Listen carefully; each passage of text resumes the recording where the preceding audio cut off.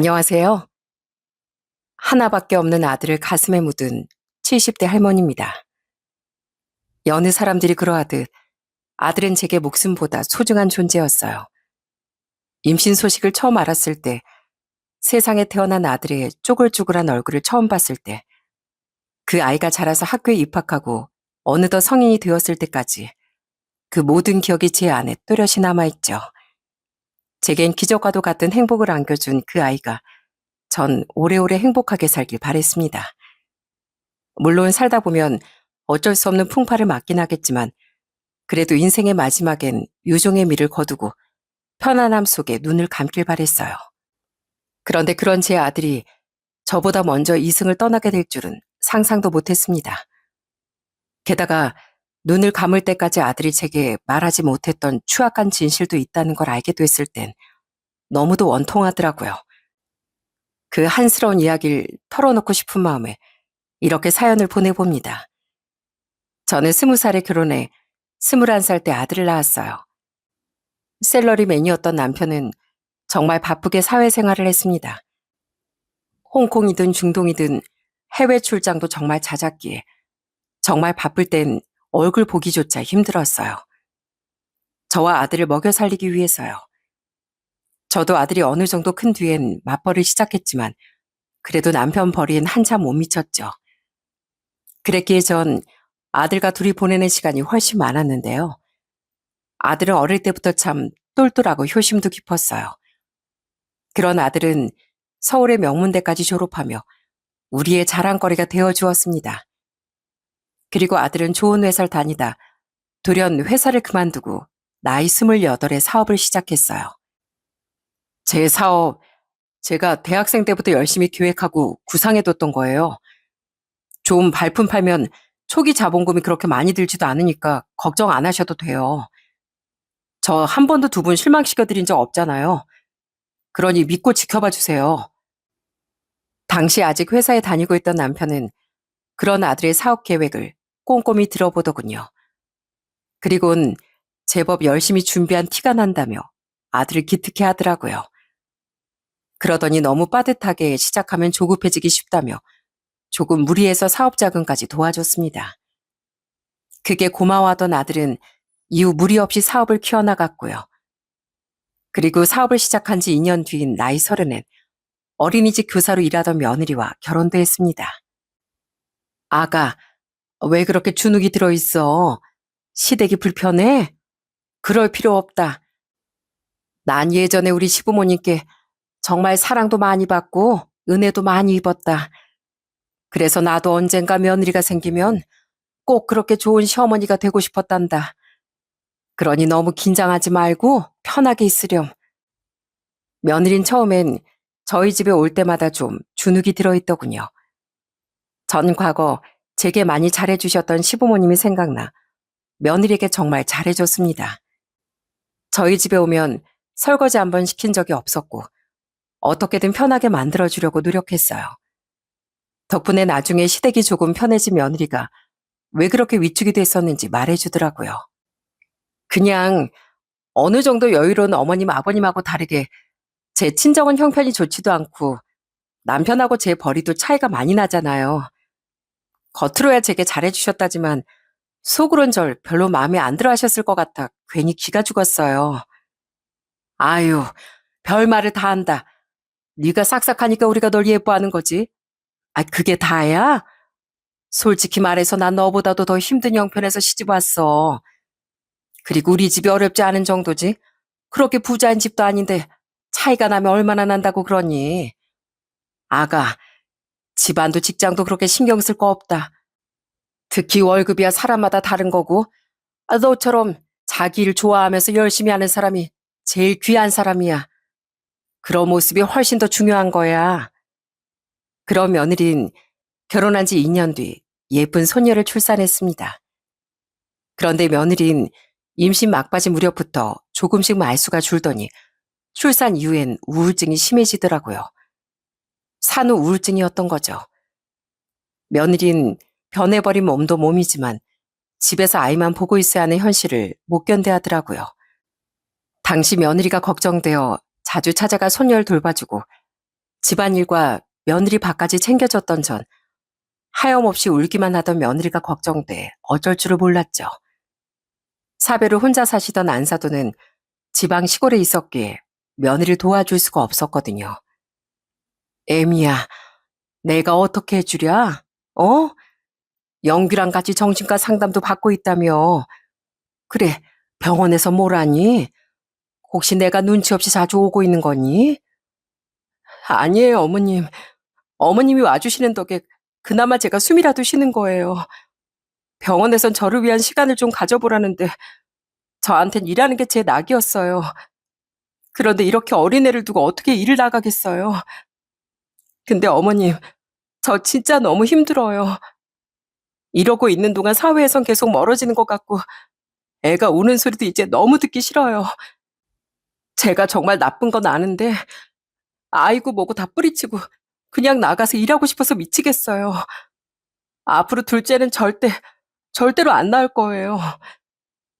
오죽했으면 애 엄마라는 아이가 저렇게 울며 저런 말까지 하나 싶더라고요.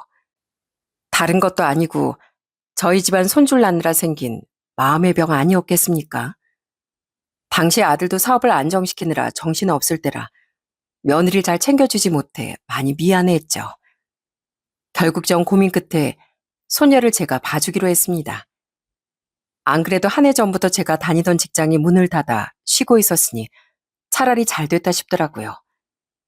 며느리도 소녀도 며느리를 챙겨주지 못해 미안해하던 아들도 모두 너무 가여웠거든요. 애미야, 지연이 내가 봐줄 테니까 애는 나한테 맡기고 넌 다시 일 나가거라. 우선 사람부터 살아야지. 정말요? 그래도 돼요, 어머니? 감사합니다, 어머니. 정말 감사합니다. 아들은 제게 미안해했지만 저는 내 손주 내가 봐주는 게 뭐가 어렵냐고 말했습니다. 그리고 아들과 며느리가 주겠다던 수고비도 거절했지만 두 아이는 꾸역꾸역 제게 조금이나마 수고비를 밀어넣어 주더라고요. 나 안 갈래요. 나 할머니랑 할아버지랑 여기서 살래요. 그렇게 전 손녀가 돌도 되기 전부터 손녀를 키우다시피 돌보게 됐습니다. 손녀는 자기 부모보다 저와 남편을 유독 더 따르기 시작했어요. 특히 저희 아들에겐 덜 그랬는데 아주 어릴 땐 자기 엄만 싫다고까지 하며 엉엉 울더라고요. 혹시나 며느리가 손녀에게 나쁘게까지 하나 걱정되어 제 아들에게 슬쩍 물어봤더니 아들은 한숨을 쉬며 그건 아니라고 말했죠. 그래도 자기 자식인데 아이 설마 집사람이 그럴 리가요. 잘해줄 땐 잘해주는데 애 때문에 일에 지장이라도 생기면 그렇게 애한테 괜히 신경질을 내더라고요. 제가 그러지 말라고 화를 내면 반성은 하는데 자기 일에 지장이 가는 게 너무 싫대요. 어린이집에선 애들을 그렇게 잘 본다는데 정작 자기 애한테 왜 못하는지. 그래도 평소엔 애 많이 예뻐라니까 걱정하지 마세요. 애는 자기 엄마를 싫어하기보단 어머니 아버지랑 떨어지고 싶어 하지 않는 거예요. 아들 말처럼 갈수록 지켜보니 며느린 사회생활을 정말 열심히 하더라고요. 그랬기에 산후 우울증도 오고 아이 때문에 일에 지장이 생기는 것도 끔찍이 싫어했던 거예요. 그렇게 시간이 흘러 제 남편이 은퇴를 한 뒤에도 손녀가 초등학교에 들어간 뒤에도 우린 손녀를 자주 돌봐줬습니다. 그렇게 손녀를 돌봐주며 시간이 흘렀고 어느덧 고학년이 된 손녀를 아들 내외가 저희 집에 자주 맡기지 않아도 됐을 무렵 시골에 살던 안사돈이 타계를 하시기도 했죠. 아이고야, 아주 애가 해골이 됐네. 내가 죽 좀 끓여왔으니까 그거라도 좀 먹어라. 어? 며느린 위로 언니가 한 명 있었는데요. 어릴 적부터 그렇게 다퉈대서 서로 사이가 별로 좋지 않았습니다. 그런 며느린 유일하게 좋아하던 친정가족인 안사돈 잃은 뒤 한동안 휴가를 내고 알아누기까지 했어요. 그런 며느리가 걱정되어 아들도 며칠 일을 쉬었지만 사업체를 운영하는 사람이 어떻게 계속 집에 있을 수가 있었겠어요? 저는 그런 아들 대신 아들 집에 가서 며느리를 위로도 해주고 어떻게든 힘이 되어주려고 노력했죠. 그때 다 갈라진 입술로 힘없이 감사해요 어머님하고 눈물을 또르륵 흘리는데 며느리가 정말 가엾더라고요. 그런데 며느리에게 불행은 자꾸만 찾아왔습니다. 겨우 기운을 찾고 나니 다니던 어린이집이 문을 닫아버린 거예요. 그때가 우리 손녀가 12살 때인가 그랬죠. 가뜩이나 상심했던 마음에 심란함까지 더해진 며느린 어느 날 저희 집을 찾아와 무릎을 꿇고 이런 부탁을 하더라고요. 어머님, 아버님, 전화 위복이라고 저 차라리 이번 기회에 제 어린이집을 직접 차려보고 싶어요. 그런데 남편은 최근에 사업을 확장해서 여윳돈이 많이 없대요. 어린이집을 차리려면 돈이 좀 부족할 것 같은데 한 번만 도와주시면 안 될까요? 자꾸 부탁만 드리는 며느리라 정말 죄송합니다. 그래도 저 어떻게든 다시 힘차게 살아보고 싶어서 그래요. 남편보다 못해도 저도 돈도 전보다 더 잘 벌어보고 싶고요. 부탁드립니다. 제가 돈은 반드시 이자까지 쳐서 갚겠습니다. 며느리가 그런 부탁을 하러 왔다는 걸 아들은 나중에 안 모양이었습니다. 며느리가 자기 입으로 말을 한 것 같았죠. 아들은 놀라서 우리에게 전화를 걸어 사과부터 하더라고요. 도움받는 걸 당연하게 여기면 안 되는 건데 집사람 마음이 지금 많이 약해져 있나 봐요. 죄송해요. 집사람 어린이집 차리는 비용은 제가 어떻게든. 됐다. 너 사업 확장해서 지금 빠듯하다며. 네 엄마랑 상의해봤는데 애미가 모자라다는 돈 내가 도와주려고 한다. 애미가 양심 없는 애 아닌 거 잘 아니까 걔가 이제 기댈 곳이 너 말곤 우리밖에 더 있니? 우리가 말만 부모도 아닌데 자식이 다시 잘 살아보고 싶다는데 도와줘야지. 남편도 저도 그렇게 며느리를 도와줬던 건 두 아이가 양심을 아는 아이들이라고 믿었기 때문이었어요. 아들은 사업을 성공시킨 후 남편에게 받았던 도움을 이자까지 쳐서 갚았어요. 며느리도 손녀를 우리에게 맡긴 뒤 아들과 함께 꼬박꼬박 수고비를 주고 늘 감사하다, 죄송하다는 말을 잊지 않았죠. 또 우리가 잘해준 일을 절대 잊지 않겠다며 며느린 평소에도 우리에게 참 잘했습니다. 그랬기에 우린 며느리를 도와주기로 했던 거예요. 그렇게 며느린 어린이집을 차려 원장이 되었습니다. 그 뒤로 어린이집은 어느 정도 자리를 잡아가는 것 같았는데요. 돈을 꼭 갚겠다던 며느린 통 소식이 없더라고요. 요즘 경기 돌아가는 게 어디 쉽나. 겉으론 잘 되는 것 같아도 사정이 있겠지. 그냥 알아서 애미가 돌려줄 때까지 잊어버리자고. 남편은 부모로서 그냥 그 돈에 대해 잊어버리자고 얘기하더군요. 물론 그 돈도 우리에게 적은 돈은 아니었지만 그래도 없다고 당장 불편할 돈도 아니었으니까요. 저도 며느리를 아끼던 남편의 뜻을 존중하기로 했죠. 여보, 나랑 적어도 80 넘어서까진 손 꼭 붙잡고 살자고 해놓고 이렇게 빨리 가면 어떡해요? 그렇게 저에게도 아들 내외에게도 큰 기둥이었던 남편은 아들의 나이 47에 그만 병으로 세상을 떠났습니다. 그런데 엎친 데 덮친 격으로 그때부터 아들의 사업이 힘들어지기 시작하더군요. 전부터 좀 어려워지긴 했었는데요. 그래도 이 정도는 아니었는데 정말 너무 힘들어요, 어머니. 가끔 고민을 토로할 땐 있어도 힘들다, 괴롭다는 말은 하지 않던 아들이었습니다. 그런 아이가 오죽 힘들었으면 눈물까지 보일까 싶어 너무 가슴이 아팠죠. 전 며느리가 그런 아들의 마음을 잘 보듬어 주길 바랬어요. 그런데 그러기는커녕 며느린 점차 아들과 다툼이 잦아지더라고요. 저를 자기 부모보다 더 의지하던 손녀와 전 종종 통화를 했는데 한 번씩 손녀가 울먹이며 그 일을 말해주었죠. 할머니, 엄마랑 아빠도 말다툼하셨어요. 이런 말씀드리면 할머니가 걱정하실 거 아는데 저 무섭고 불안해요. 저 아빠가 너무 불쌍해요. 우리 집이 그동안 아빠 덕분에 남들보다 잘 먹고 잘 살았던 거잖아요. 근데 엄만 그때 고마워했던 건 싹 잊고 자꾸 아빠를 몰아붙여요.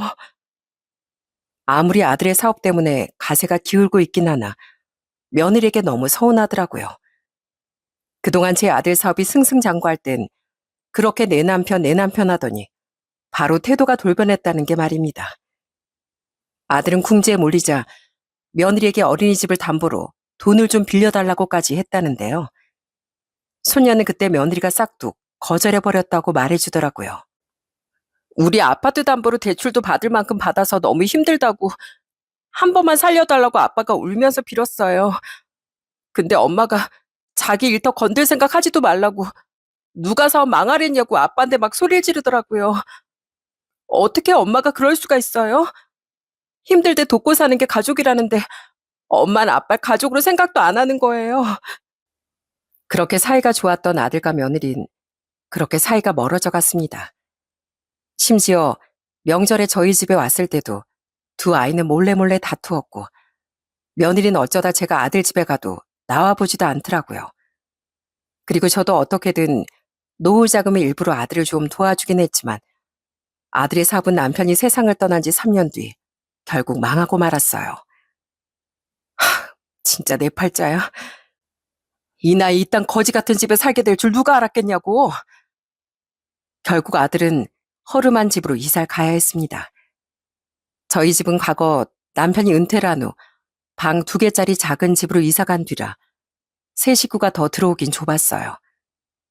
생전 남편이 청소하기 힘들다며 이사를 하자고 했었거든요. 당시 소녀가 고등학교 3학년으로 공부하느라 개인 방이 필요했을 때였죠. 걱정이 되어 아들네가 이사 간 집에 가보니 정말 한숨만 나오더라고요. 제법 좁지 않은 방이 2개인 집이긴 했지만 낡아도 너무 낡은 집이라 너무 참담하더라고요. 며느리도 기가 찼는지 제가 듣는 앞에서 이런 말을 해댔습니다. 진짜 누구 때문에 집까지 날려먹고. 어머님, 진짜 저 같은 며느리 없어요. 남편이 집안을 다 말아먹었는데도 안 떠나잖아요. 아들과 소녀가 놀라 며느리에게 화를 냈지만 그땐 저도 입이 참 떨어지질 않더라고요. 며느리가 잘했다는 건 아니지만 집이 너무 참담하더라고요. 돌아가신 안사돈께도 괜히 죄송한 마음이 들었고요. 이후 전 고민을 정말 많이 했습니다. 이걸 어떻게 해야 하나 하고요. 그리곤 결심했어요. 저는 남편이 남긴 재산과 남은 노후 자금, 그리고 살던 아파트를 팔아 아들 가족과 함께 살 수 있는 36평짜리 아파트를 마련했습니다. 그래도 제 아들 때문에 생긴 일이니 부모인 제가 손녀도 며느리도 챙겨야지 싶더라고요. 무엇보다 아직 성인도 안 된 소녀를 그곳에 두고 저만 혼자 쾌적하게 살자니 못할 짓이라고 생각했죠. 제게 처음 그 제안을 듣자마자 며느리는 언제 제게 건방지게 굴었냐는 듯 눈을 반짝이며 제게 팔짱을 껴댔어요. 정말요, 어머님? 정말 감사해요. 저 진짜 이 집에서 어떻게 사나 싶어서 맨날 눈물 났거든요. 제가 앞으로 어머님 진짜 극진하게 모실게요. 어머님 사랑해요. 그동안 제가 버릇없게 군 거 진심으로 사과드릴게요. 어머님이 미워서가 아니라 그냥 이 현실이 너무 답답해서 그랬던 거예요. 제 마음 아시죠? 아들은 면목이 없었는지 고개도 못 들고 감사하다며 눈물을 뚝뚝 흘리더군요. 그리고 새 집으로 이사한 날 아들은 며느리와 손녀가 모두 보는 앞에서 이런 약속을 하더라고요. 어머니, 이건 어머니가 주신 아파트니까 꼭 다시 자리 잡아서 나중에 돌려드릴게요. 약속할게요. 그 후 아들은 다시 직장을 구해 나가기 시작했습니다. 거기에 멈추지 않고 아들은 밤에는 배달 일도 하고 대리도 뛰더라고요. 너무 힘들게 일하지 말라고 해도 아들은 말을 듣지 않았습니다. 빨리 돈을 모아야 어머니께 집을 돌려드리든 제기라든 하죠. 지금은 다시 일어설 수 있다는 희망이 절 지탱해주는 힘이에요. 그러니까 걱정하지 마세요, 어머니. 열심히 살아보려던 아들이 너무 기특했습니다. 소녀는 열심히 공부한 끝에 4년제 간호대에 입학했어요. 전 소녀와 아들 내외를 위해 소녀의 학비도 힘이 닿는 대로 거의 다 내주었죠. 처음부터 그러고 싶은 마음에 그 정도 여유는 남겨뒀었거든요. 소녀는 제게 보답하기 위해서라도 얼른 훌륭한 간호사가 되겠다며 대학 공부에 정말 열심이었습니다. 너 또 술 마시고 들어왔니? 내가 아들 편만 든다는 소리 듣기 싫어서 말을 아꼈었는데 네 남편 원망하는 마음이야 이해한다만 너희 부부잖니? 영규, 요즘 새벽에 집에 들어오면 밥 한 술 못 먹고 쓰러져 자더라. 너도 물론 하루 종일 일하느라 피곤하겠지만 서로 좀 챙기며 살면 안 되겠니? 어머님이 해주시잖아요. 집에 있는 어머님이 해주시면 되지. 아, 왜 저한테 그러세요? 저도 사회생활 하는 사람인데 힘들다고요. 그리고 자기가 잘못해서 그 고생을 하고 있는 건데 제가 왜 애 아빠를 불쌍하게 생각해야 돼요? 어머님도 역시 팔은 안으로 굽는 거예요? 서운해요, 어머님. 뭐, 서운? 아이고, 말을 말자, 말을 말어. 검은 머리 짐승은 잘해줘봤자 아무 소용없다더니 내가 잘해줬던 건 다 있고 넌 그렇게 서운함 타령만 하는구나. 반면 제게 잘하겠다고 그렇게 고마워하던 며느린 점점 변하기 시작했습니다. 며느린 점점 집안일에 소홀해지며 절 챙기긴커녕 거의 매일을 친구를 만나고 놀다 들어오기 바쁘더라고요. 오히려 70이 넘은 제가 집안일 전반을 돌보고 아들과 손녀의 밥을 챙겨줬죠. 집에 있는 제가 할 수도 있는 일이라지만 그걸 고맙거나 미안해하지도 않고 투잡, 쓰리잡까지 뛰는 아들과 달리 저녁마다 술까지 마시고 들어오는 며느리에게 참 서운하고 속도 많이 상하더라고요. 그렇게 어찌저찌 합가해서 산 지 5년이 지났습니다. 그새 손녀는 대학을 졸업하고 대형 병원 간호사로 취직했어요. 어찌나 자랑스럽던지 그날 우린 오랜만에 다 같이 고기를 구워 먹으며 축하 파티를 열었죠. 그런데 갑자기 간만에 술도 한잔하던 아들이 기침을 하며 피를 토하더라고요. 아이고, 영규야. 아빠. 정말 기절초풍하는 줄 알았습니다. 그리고 절망적이게도 이후 아들은 병원에서 폐암 말기 진단을 받고 말았어요. 난 그냥 네가 잠도 제대로 못 자고 고생해서 살이 빠진 줄 알았다. 그래서 안색도 나쁘고 목에서도 새소리가 나는 줄 알았어. 근데 그게 내 아들이 죽어간다는 신호였다니. 난 엄마도 아니다. 아들이 그동안 너무 힘겹게 살았던 것이 오히려 아들의 폐암 증상을 발견하지 못한 원인이 됐다니 황망하기 그지없더라고요. 당장 수술도 효과적인 항암 치료도 기대하기 힘들다던 의사의 말은 제 다리에 힘이 풀리게 만들었죠. 그 뒤 망연자실한 아들은 병원에 입원해 어떻게든 치료를 받기 시작했습니다. 전 그런 아들에게 어떻게든 희망을 불어넣어주려고 노력했어요. 영규야, 아무 걱정 마라. 넌 살 수 있다. 내가 염라대왕님 앞에까지 찾아가서 널 못 데려가게 막을 거야. 엄마 믿지? 그러니까 마음 편하게 먹거라. 아들은 그런 제게 힘없이 웃어주었지만 이미 아들의 눈엔 생명의 빛이 꺼져가고 있다는 걸 저는 직감할 수 있었습니다. 저도 손녀도 틈만 나면 아들의 병상 옆에 붙어 있었어요. 그런데 며느린 병원에 잘 오지도 않고 죽어가던 아들에게 별 관심도 없더라고요. 그동안의 서운함이 폭발해 저는 며느리에게 화도 냈습니다.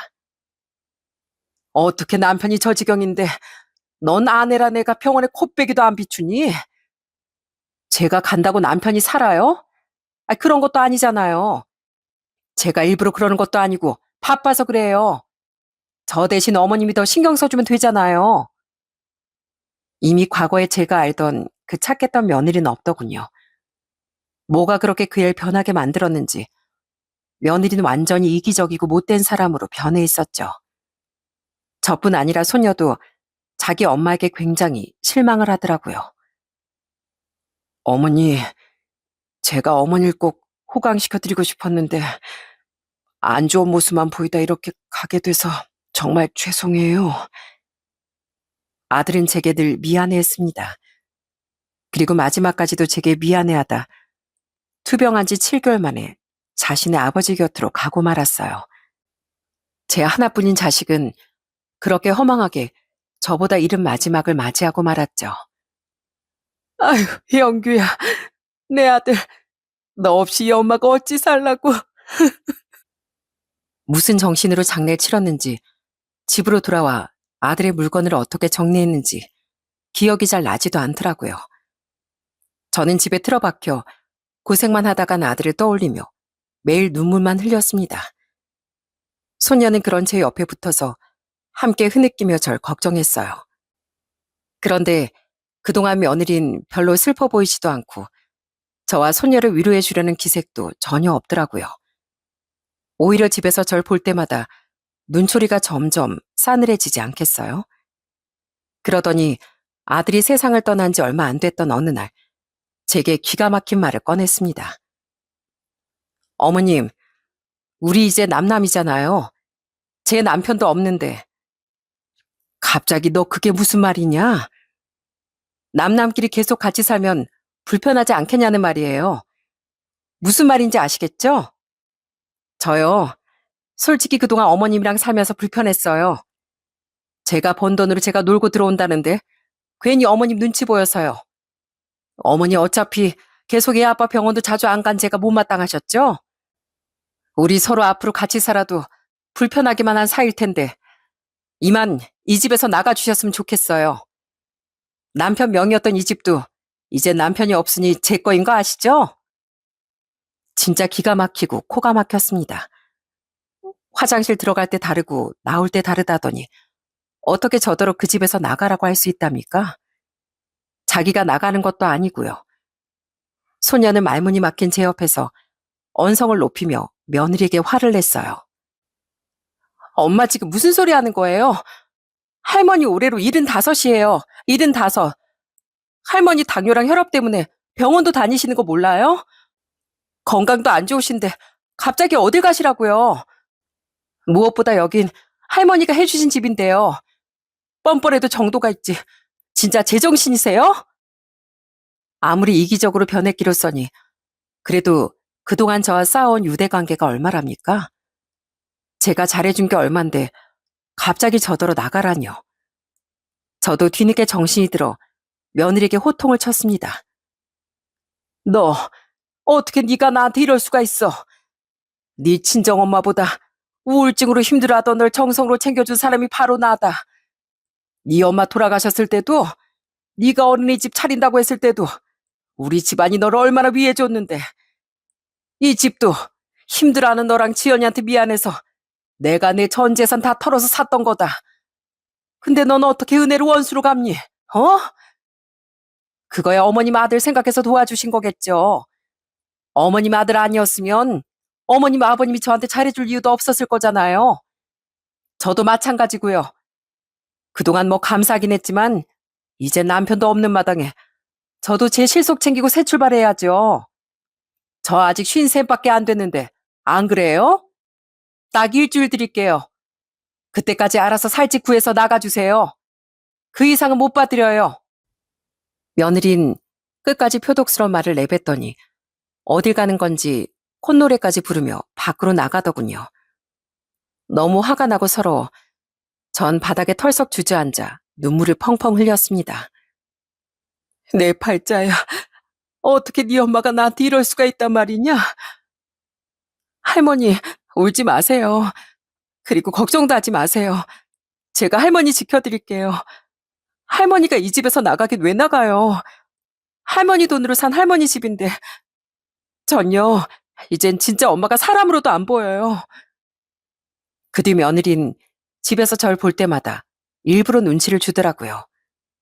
그런데 그로부터 이틀 뒤 며느리와 소녀가 모두 출근한 시간에 집에 우편물이 하나 도착했습니다. 초인종이 눌리길래 나가보니 우체국에서 나왔다며 누군가 제게 소포를 내밀더라고요. 박영래시죠?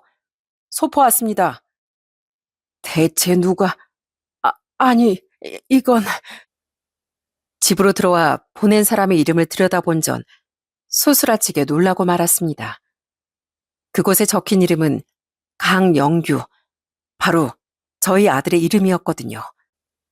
죽은 아들이 어떻게 소포를 보냈나 싶어 저는 떨리는 손으로 포장을 뜯어봤어요. 그 안에는 웬 서류 봉투와 목도리, 그리고 장갑이 들어있었죠. 또 목도리를 들어보니 그 아래엔 편지가 한 장 깔려있더라고요. 그 편지를 읽어본 전 후두둑 눈물을 쏟아내고 말았습니다. 어머니, 저예요, 영규. 이 소포를 받으실 쯤엔 이미 전 이 세상 사람이 아니겠죠? 아버지께 꼭 어머니를 끝까지 잘 지켜드리겠다고 약속했는데 이렇게 먼저 떠나는 불효자가 정말 죄송합니다. 마지막까지 어머니 마음에 침만 얹어드린 저라서 마지막을 준비하는 제 마음이 너무 무겁네요. 그래도 어떻게든 죄스러운 마음을 덜어보려 어머니께 해드릴 수 있는 최선을 준비해 남깁니다. 어머니, 제가 없어서 유독 쉬려 오실 이번 겨울 아프지 말고 건강하셔야 돼요. 태어났을 때부터 지금까지 항상 사랑했습니다. 언제 준비했는지 아들은 자신이 없이 보낼 추운 겨울을 걱정해 제게 목도리와 장갑을 남긴 거더군요. 목도리의 따뜻함에 아들의 마음이 배어있는 것 같아 너무 애틋한 마음이 들더라고요. 그리고 전 편지 아래 적혀있는 추신을 읽고 서류 봉투를 열어봤어요. 애써 눈물을 훔치면서요. 서류 봉투 안에 태훈이 명함이 들어있어요. 그 녀석한테 전화하면 서류 봉투 안의 내용을 자세히 설명해 줄 거예요. 태훈인 아들의 절친한 친구로 저도 아들의 고등학생 시절부터 가끔 봤던 아이였습니다. 기특하게도 세무사가 된 태훈인 아들이 입원했을 때 몇 번이나 병문안도 오고 아들의 화장터까지도 함께 해준 고마운 아이였죠. 대체 뭐가 들었길래 그 애의 명함까지 넣어뒀나 싶었던 전 서류의 내용을 읽곤 깜짝 놀랐습니다. 아니, 대체 얘가 언제 이런 걸 다... 그건 놀랍게도 아들의 명의였던 아파트가 제 명의로 변경되었다는 서류였어요.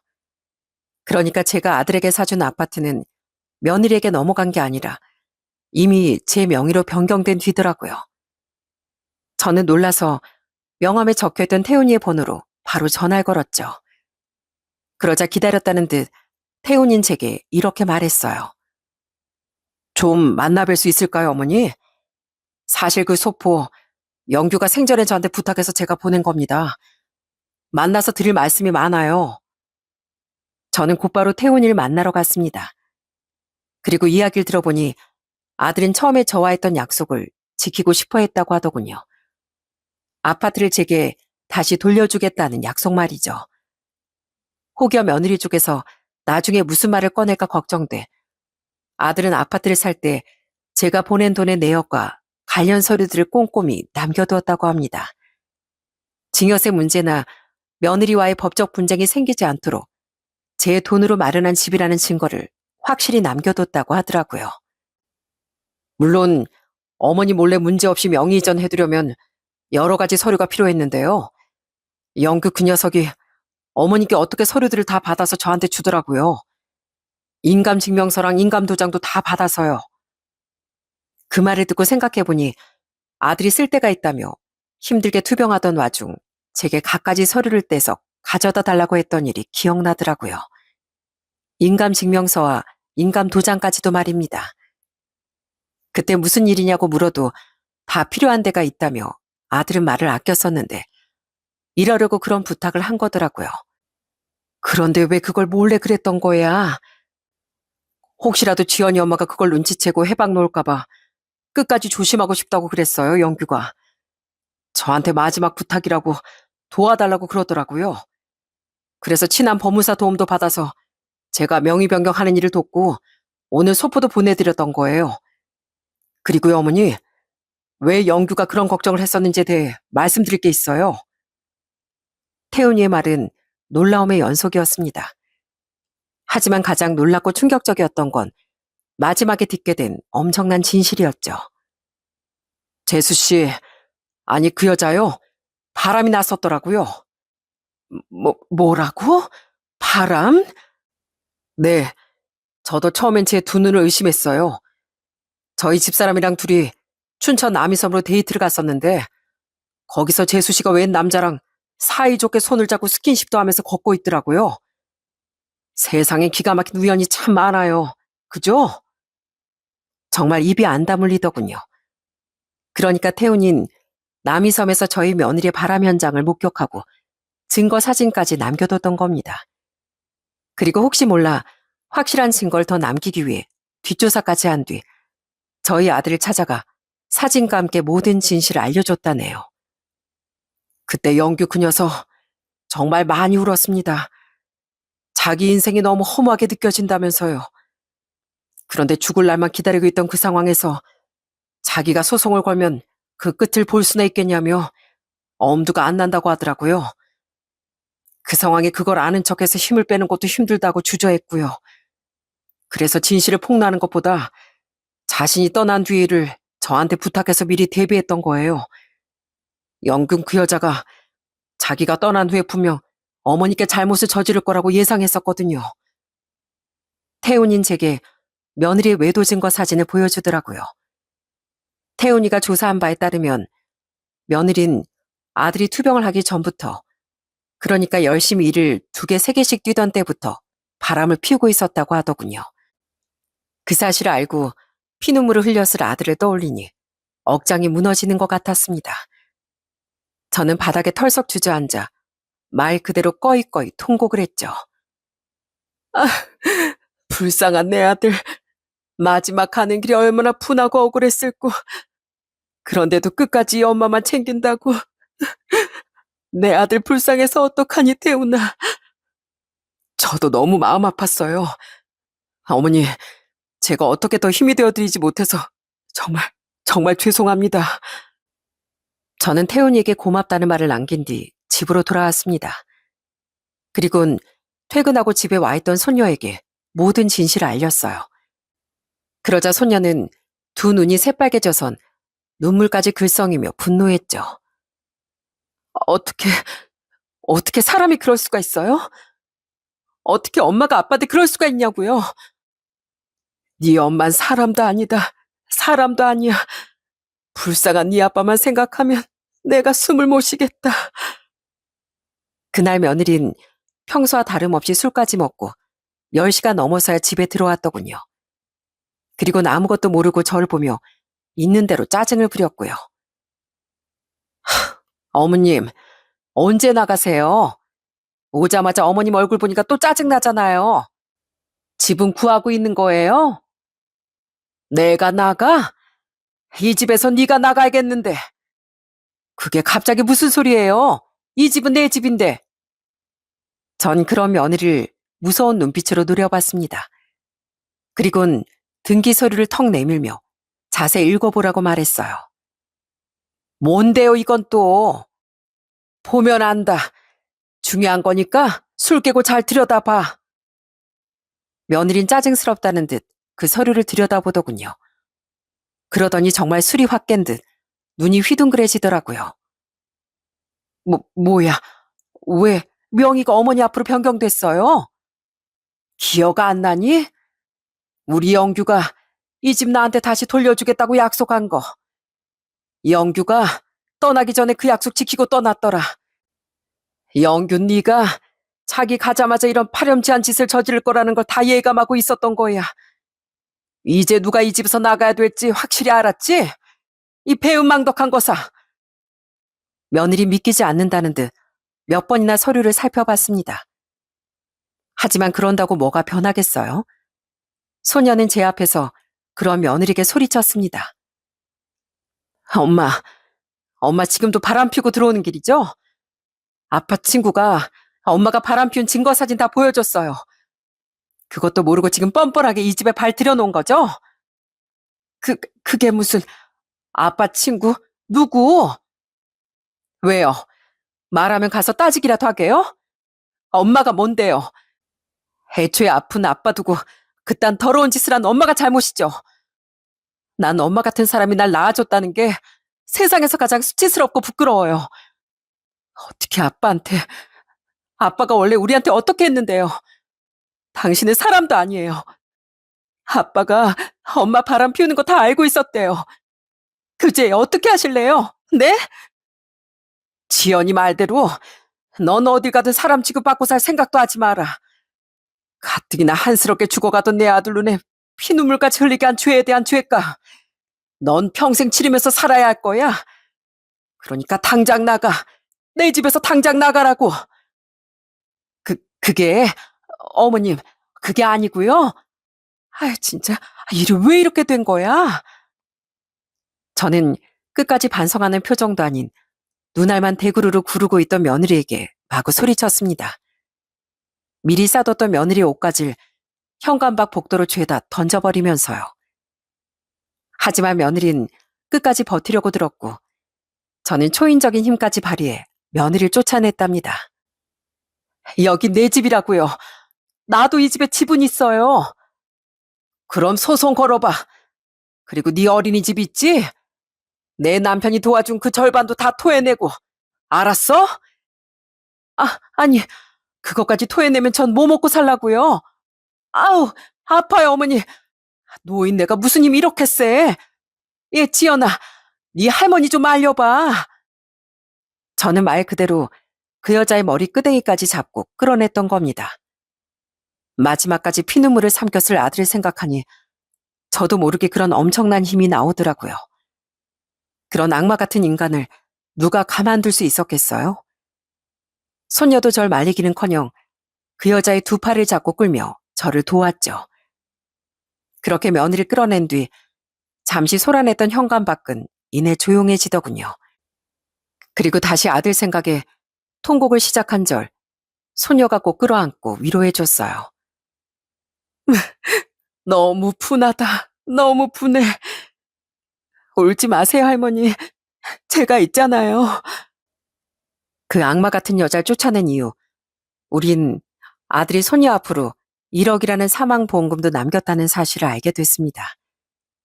그렇게 아들은 며느리 앞으로는 아무것도 돌아가지 않게끔 모두 미리 손을 써두었던 거예요.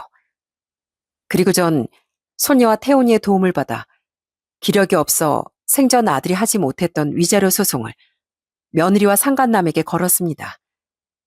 당사자의 사후에도 일정 기간 안에 유족이 소송을 걸 수 있다고 하더라고요.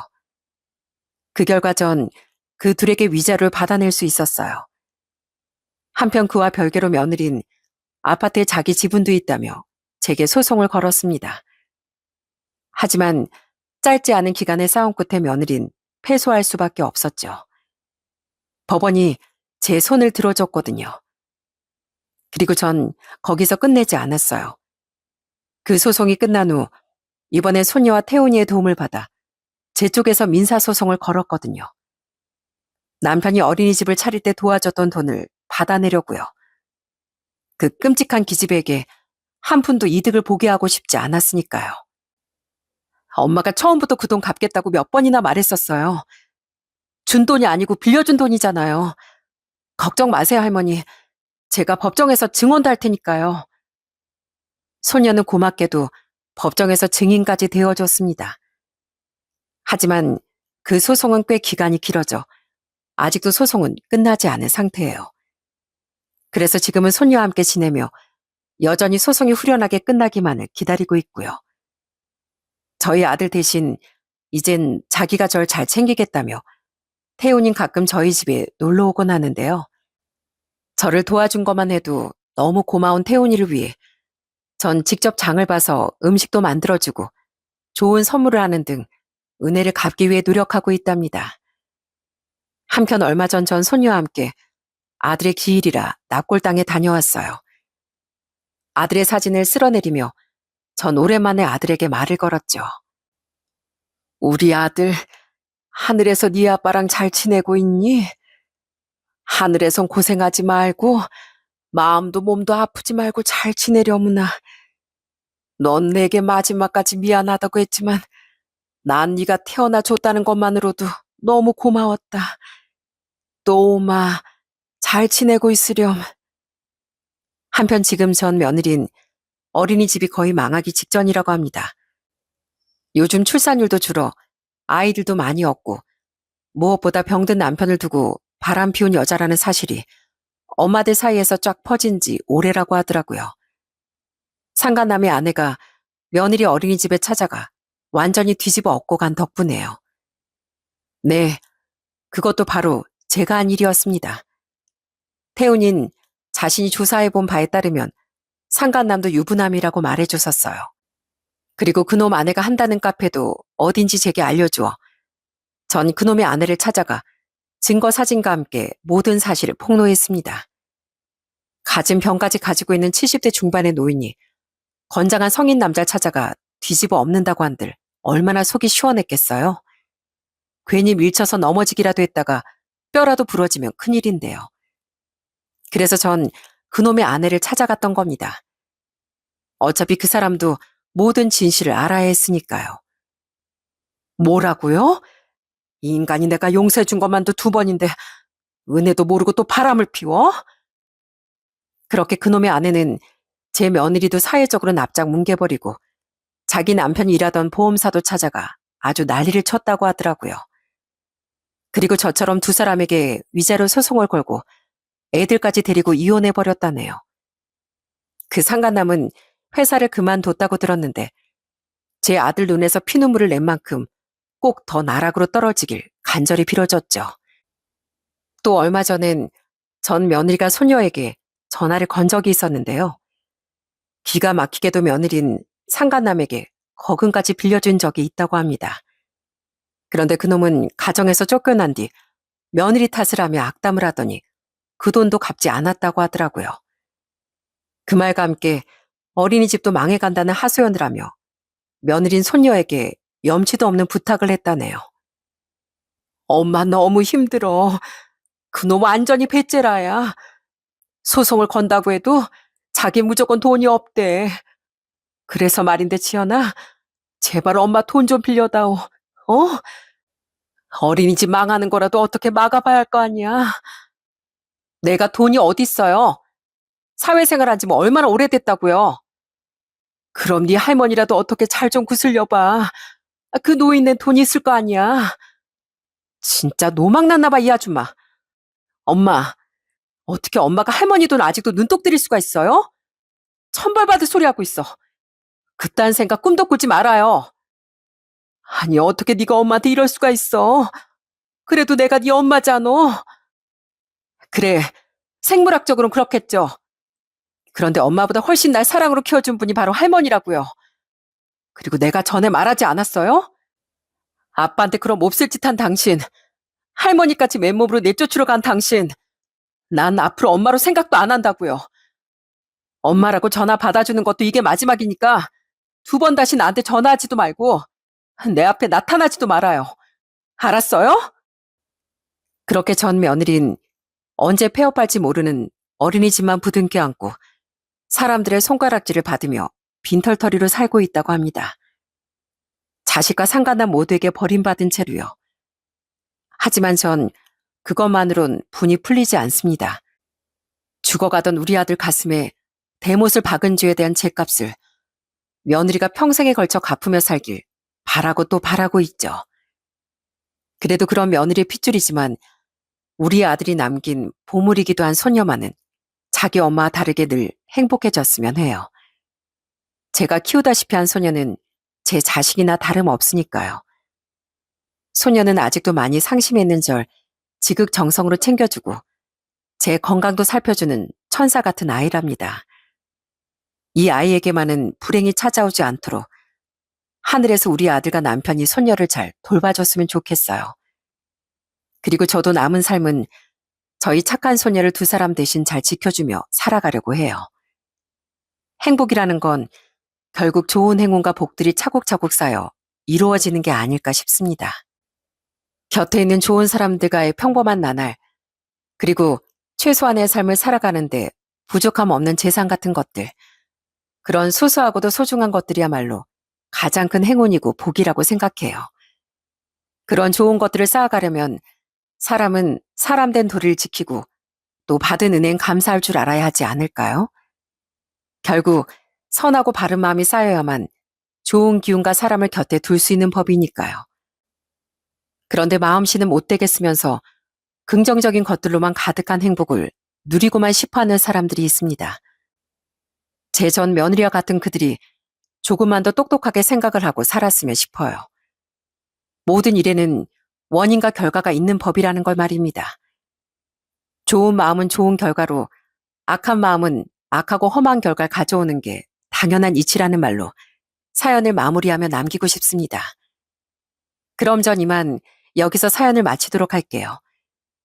제가 말로 읊은 사연을 잘 정리해서 여기까지 대신 적어준 우리 손녀와 여기까지 제 이야기에 귀를 기울여 주신 모든 분들께 감사 인사를 전합니다.